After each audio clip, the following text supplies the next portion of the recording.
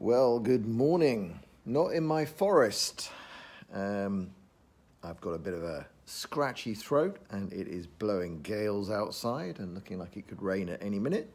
So I stayed home, but don't want to miss my Friday morning chats. And this morning's topic, over the last week or so, my videos have had a bit more attention than usual on YouTube because obviously I talked about Tommy Robinson. Every time I do that, popularity skyrockets. And I get the inevitable hi there, Millie. I get the inevitable long list. I get tons of comments and most of them are pretty positive. Thank you for all of those. Makes a big difference.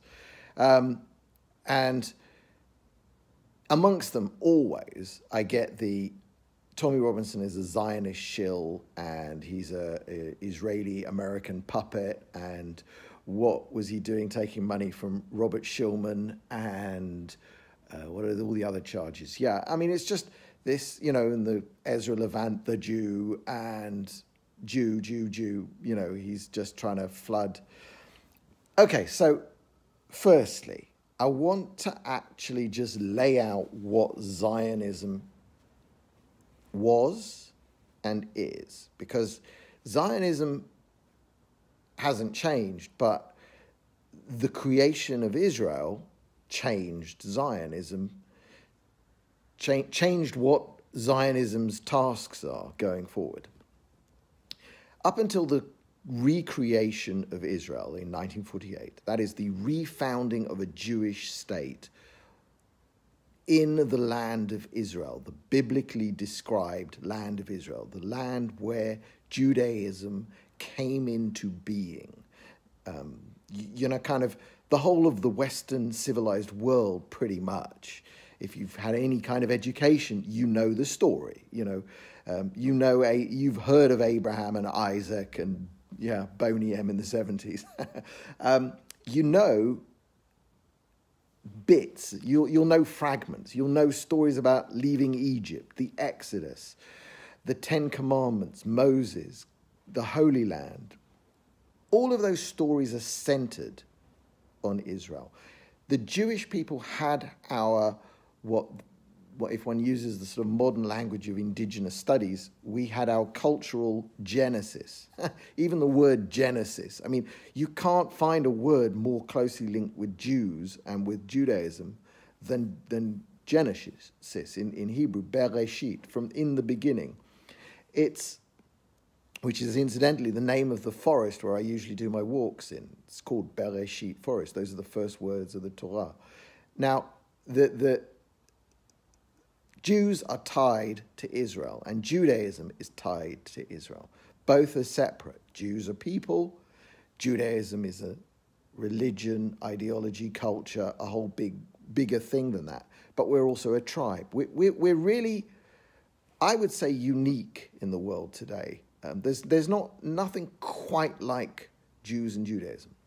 So what happened was we got dispossessed of our land. It happens a lot of the time.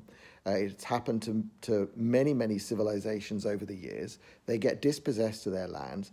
And often what happens is they never get it back and they get destroyed. That they just get wiped off the face of the earth. They no longer exist. Peoples who lose their land and like the Zoroastrians, for example, they haven't ceased to exist. They got dispossessed of their land, which was basically what is modern-day Iran, Persia. They were scattered. In the film Bohemian Rhapsody, I was very surprised that they even left this in. Freddie Mercury's father explains that his people and he fled from Islamic persecution, and that's the truth. They landed in India, a lot of them, and they then had to flee, a lot of them, from India too. And in fact, there is a big Zoroastrian community where I grew up in West London. I know this. But Zoroastrians do not have a homeland that they can go back to because it's currently occupied by the Islamic Republic of Iran. There are still some Zoroastrians, persecuted minority in Iran. So Zionism, what is Zionism? Zionism is just the political desire of Jews to return to our homeland. And sort of towards the end of the 1800s, various different Jews, mostly, started organizing to make it possible for Jews to return to Israel. At that time, the land of Israel, which was always geographically lumped in with what is today modern Jordan, an area of land called Transjordan, which is what the British, because the political unit that controlled it at the time was the Ottoman Empire, and the Ottoman Empire didn't recognize any division between what is today Jordan and what is today Israel, and bits of Syria were lumped in as well, and that land had very few people in it. It's very hard to pin down reports. There are U.S. consular reports that put it at 200,000 to 300,000, and that's all of Israel, modern Israel, and all of modern Jordan. Israel alone has 9 million people. Okay, and so back in the 1800s, we're talking 200,000 or 300,000 people, of which many were Jews. There were Jews in Tzfat, there were Jews in Jerusalem, there were Jewish populations all throughout Israel. But what formed outside in the Galut, in the where Jews lived away from Israel, was a political desire to bring Jews home. And people like Chaim Weizmann, and he's my favorite actually because I've read his book and I like his book. And Jabotinsky. There's a whole long list of names. I'm not going to give a whole history here. There's better sources than me on this. But they organized, and this is again well before the Holocaust. They organized to be able to be in a position to pay for, to buy land, and to bring Jews here. Now, again, there were not a great deal of Arabs living here. The lighting is terrible, isn't it? Let's try and get better lighting. There were not a great deal of Arabs living here, and so Jews moved back. They bought land, drained swamps, created industry, created agriculture, created conditions that basically brought the place up, and that gradually happened. Arabs flooded in, as they do, because they came here because this was the only place going anywhere in the whole of the Middle East, which was, pre-oil, largely devoid of development. Now, when you say a Zionist, what you mean is someone organizing for Jews to have our indigenous homeland in Israel. That's it. The goals of Zionism that I've ever come across do not extend to any of the made-up stuff of taking over the world, running the banks, running the media, or the other nonsense that gets thrown at me. It just doesn't, and that was back then. Now, were there rich Jews? Yes. Were there rich non-Jews? Yes. Did some of the rich Jews especially, and some of the rich non-Jews, put money towards creating the conditions whereby Jews could move back to Israel? Yes. What's wrong with that? Like I say, you have to look at the numbers and you'll find there was very little Arab development going on here. I mean, one of the ways you know that for sure is that there were no Arab towns created. There was no growth. There was nothing happening here until Jews made it a booming place. And that's what's happened ever since. The entire creation of the Palestinian cause based on this name Palestine, which is just a name the Romans plucked from Pelesh, from the Philistines. It was a name they chose specifically to crush Israel and Jews, to crush us out, sort of some 2,000 years ago. That was the only reason it's been used on maps ever since. It was entirely right and proper that in 1948, when Jews retook the land, and we did take it we'd had the Balfour Declaration, we'd had various different ways that said that we should have some right here, but it wasn't until the British just gave up and left, and then the Arabs said, no way is there going to be a Jewish Israel, and invaded. There wasn't until we had that establishing fight in 1948-49 that we took control of parts of our land. took control of Tel Aviv, half of Jerusalem, but not all of it. We didn't manage to hold on to Gush Etzion, which is the southern part of the Judean hills to the south of Jerusalem. We didn't manage to hold Samaria to the north. This is what then came to be called by Jordan the West Bank of Jordan. They called it the West Bank because they were staking a claim on land that they'd conquered and occupied. Jordan was created as a country by the British, and it was created to the east of the Jordan River. It was quite simple. To say that the West Bank is not Israel is frankly ridiculous. It's very firmly a part of Jewish history, Jewish land. A lot of our biblical significance stems in that land.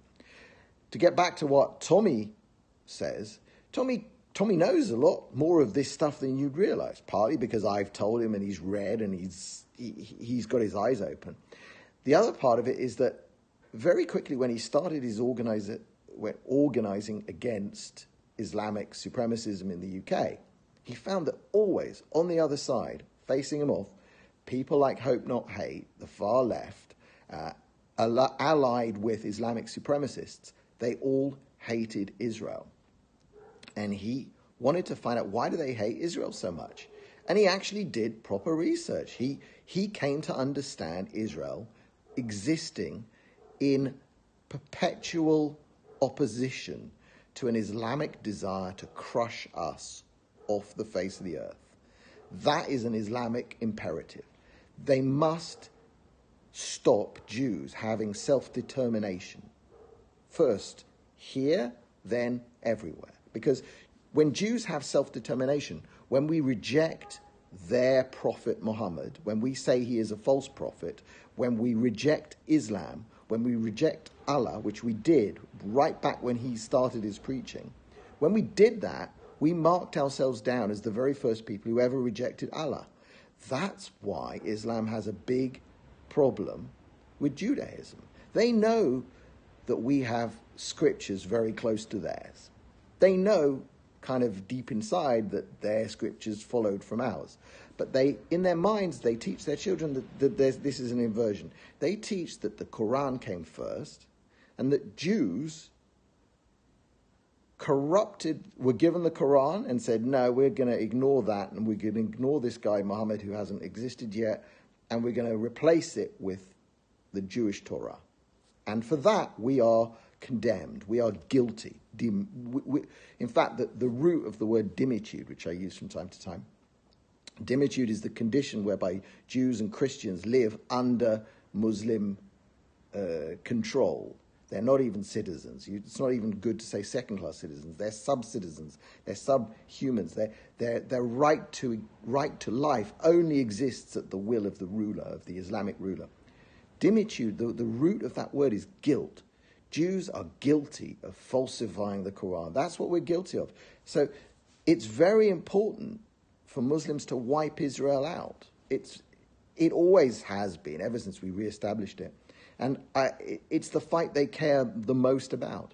So when Tommy stands up in Luton for the very first time and opposes Islamic supremacists spitting on British soldiers coming back, he finds that the people who don't want him to do that also don't want Israel here, because of this unbelievably ridiculous mistaken belief that if Israel were to just disappear, the Muslims in the world would suddenly become all peaceful. The reality is, if you handed Islamic supremacists the gift of destroying Israel, if you gave that to them, they would just grow in power. It was the same as when Osama bin Laden and the Taliban were able to claim that they kicked the mighty Russians out of Afghanistan. Well, did that make them quiet? No. They moved on to the next great Satan, and that was America and knocking down the Twin Towers.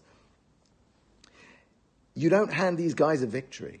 Israel is Western civilization. In fact, we're just having this meeting here now, I don't know when it's happening, of the Visegrad countries, the Eastern Europeans. Bibi is bringing them for a conference to Israel. And we just had this conference in Poland. Eastern Europe, Hungary, Poland, these guys who were occupied by the communists, they get it. They understand freedom versus totalitarian. They get it. They're coming here. Jerusalem is going to be, watch and mark my words, America is withdrawing. Trump is withdrawing America from the world, which is okay. Jerusalem's going to be the cultural and religious center of the world. Rome is forgotten. I mean, this current pope is in a complete ridiculous mess. Jerusalem will be, because we Jews, then into Christianity, we form the basis of Western civilization. If the West doesn't refine it doesn't have to become overtly religious, but you've got to understand the message of religions. Marriage, man and a woman, raising children. This is how societies grow and prosper, not with this cultural Marxist, everybody dependent on the state. It's not. If we don't stop that and replace it with back to something that looks a little bit more traditional, a little bit more conservative with the sort of small c, we're in deep trouble. Will this happen in our lifetimes? I think it actually is. I think it's happening very, very much faster. I think, Eastern Europe splitting from the destruction of the EU is the next thing that needs to happen. The sort of sidelining of globalist enterprises like the UN needs to happen. The rebirth of a kind of positive nationalism, as Yoram Hazony talks about, it has to happen very fast, or we will get conquered. I mean, you see, I regard the far left and cultural Marxism today as the premier threat. But waiting in the wings is Islam to pick up and to move in on any mess that those sort of nihilistic left-wingers create. Now, okay, just finally back with Tommy Robinson and this far left, these accusations that Jews are opening up Europe, and I always get sent the video of this woman, Barbara Specter. Nobody has ever heard of Barbara Specter except the fucking far-right lunatics. Nobody knows who she is. She is utterly irrelevant. If you look at the one place in the world where Jews actually do have total and complete political power, it's Israel, and we're about to move to the far right. It's Bibi. That's an expression of Jewish political will. We're not interested in flooding Europe with refugees, though if you'd like to take some Palestinians from Gaza, we'd be happy to send them, if you're dumb enough to take them. That's not, there's not a Jewish thing. There is a far left open borders nonsense, but that's populated by Jews and non-Jews. There might be, so there's a slight overrepresentation of Jews, maybe, by percentages. It's just because we're overrepresented in most political and intellectual pursuits. Just part of us. I'm not going to get into the whole IQ nonsense stuff. I don't think that's as important as upbringing and as epigenetics is the term. But whenever you go and look in your problems in your own society, the first place you've got to look is your own leadership, who you're electing as your leaders, and what you're doing in your own societies. As soon as you start saying, I'm going to just blame Jews, you're lost. Tommy's never fallen for that. He instinctively pulled away from it. He knows that Britain is largely run by the British, but it's run by bad British. You've been infected with these cultural Marxists who are running the police and running the judiciary and all over. There is no conservative option in British politics anymore. I mean, Theresa May is absolutely ridiculous. Corbyn is unthinkable, obviously. But I really feel for the British because there isn't this opportunity to express positive nationalism and positive identity. 20 minutes, my throat's about to conk out. I hope I gave a little picture of what Zionism is and what it isn't. It is not this extension to take over the world. There really isn't that element to Judaism. I mean, we're not even all that interested in converting people. We make it devilishly hard. We don't want to conquer the world. We want our country where we feel safe and where we can express our Judaism and be positive in the world. And 23rd February, Tommy's event in Salford in Manchester looks like it's going to be absolutely amazing. News on Panodrama. Don't expect to see a Panodrama. Don't expect to see anything on Panorama about Tommy Robinson, definitely not in February. And I suspect they'll never be able to broadcast what they've got, especially once you see what Tommy is going to show on the 23rd. It is, this level of absolute control that the media has amongst themselves, that none of them have broken ranks and reported what Tommy is saying about Panorama, is astonishing. It is just totally brilliant to see, because like I'll keep going. In the WikiLeaks of the John Podesta emails, we saw all of the organization that went on to support Hillary, how they were colluding, how they were all going to dinner together, and can I send you a draft of what I'm going to write about Hillary, all of that crap. Obviously, the same thing is going on in Britain, that the top media are absolutely in lockstep that they will not mention Tommy Robinson's expose of the crooked, dirty, and disgusting tactics of Panorama. John Sweeney, don't dump on him too much, but I'm going to tell you why he's guilty. I think one can be, the clips you've seen so far, drinking, all of that stuff, the cannibals thing. I'll give him the charitable interpretation that he was just meaning that white working class people are just rare in the UK, but that he could have just said rare as hen's teeth. Comparing to cannibals was stupid and silly. Is he a bad guy? The problem is he sits at the apex of a disgusting, dirty organisation, and he's never said anything. He knows, and you'll see, he will know, because he went through proper journalism school way back 30 years ago, probably 40 years ago. I don't know his full history. He knows what journalism is, and he absolutely knows that the things he and his production crew were doing was not journalism. So I don't like the idea of bullying him. I don't think he should be bullied, but the trouble is he is a human figurehead for the entire edifice of Panorama, and behind that, the entire BBC, and behind the BBC, the entire British elites, the same ones who covered up Jimmy Savile and the paedophilia and all of that horrific stuff. So right now he's going to be the target of a lot of anger from Tommy's people. I don't think bringing it and making it personal on him, it's much bigger than he is, but he hasn't broken ranks and said, you know what, we were doing something terrible to Tommy, and I apologise. So until he does that, I'm fairly happy with him being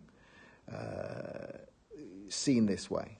Because honestly, they're all in it together, and the whole thing is a corrupt, dirty, bad organisation. I know what they do on Israel. It's the same stuff. I'm very happy to see them taken down by whatever means necessary, by any means necessary, because our side has started to learn a little bit from the Saul Alinsky manual. Go look that up if you don't know what it is. Anyway, I'm Brian of London. I am not in my forest. You can find my website, brianoflondon.me. This will go out as a podcast on my Brian of London Forest Chats podcast feed. I'm also re-releasing Shire Network News, which was a show I did way back, having good fun with that. Thanks very much for watching, any of you stuck with this to the end. And February 23rd, Manchester, Salford, Tommy Robinson's next big thing. And let's see where we go. Bye-bye.